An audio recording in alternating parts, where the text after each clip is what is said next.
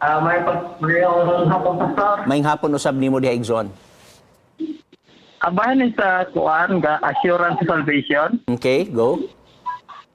Adala ko lima din ka teksto nga nagisgot sa assurance sa salvation pero di ko na look doon ng lima kahit taas kayo. Mukha lang ko duha ka teksto din Okay. nga assurance salvation. Okay, go. Pwede? Pwede kayo. Kining buhat Kapitulo 2, versikulo 47, nagisgot din na nanay mga naluwas ng daan, o niya, ginadugangan pa sa mga bago pang naluwas. O kining sa Lucas 19:11, katong kaya kami Sakeo, kami nga si Jesus din sa Kapitulo 19, versikulo 9, kakaroon adawa, niabot ang kaluwasan ni Aning Balaya. Kung man ang komento niya ni Pastor, di ba? Assurance sa salvation. Wala masayop. Naagyo tayo assurance sa salvation. Dili mahimo nga walay assurance sa salvation. Kaya kung walay assurance sa salvation, walay tao mo gitawag itong makasasala, wala sila kasiguruan silang kaluwasan lugar. Naay assurance of salvation.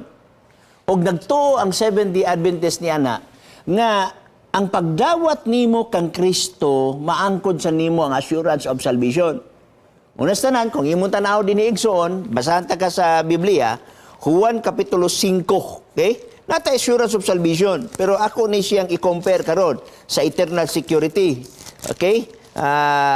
Gitawag na to og Juan 5, versikulo, gitawag na to 24. Niya, sa pagkamatuod, magaingon ako kaninyo, nga ang nagpatalinghog sa akong pulong ug magatuo kaniya, nga nagpadala kanako, may kinabuhing dayon. This is assurance of salvation. May kinabuhing dayon. Okay? So, kung imong mahibaw aning suon, gatuo ang Seventh-day Adventist na. Human ikaw, magdawat kang Kristo yung mga personal ng lawas, mahimo kang anak sa Dios.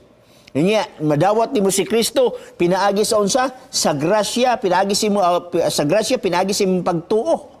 Now, mo na siya, assurance of salvation. Pero naay mga pagtulunan karon igsoon nga gikan sa mga pagtulunan ni John Calvin, gitawag natong Calvinistic, nga gitawag nila og eternal security. Okay? Maunay wala sa Biblia. Kanang gitawag nato og once saved always saved. Maunay wala sa Biblia. Nga diin, bisag unsay mo buhaton, mapatay ka, mangawat, mulapas ka ba diha unsay mo lapason, kay gitawag na ka o giluwas na ka, luwas lang yapon ka. Wala na sa Biblia.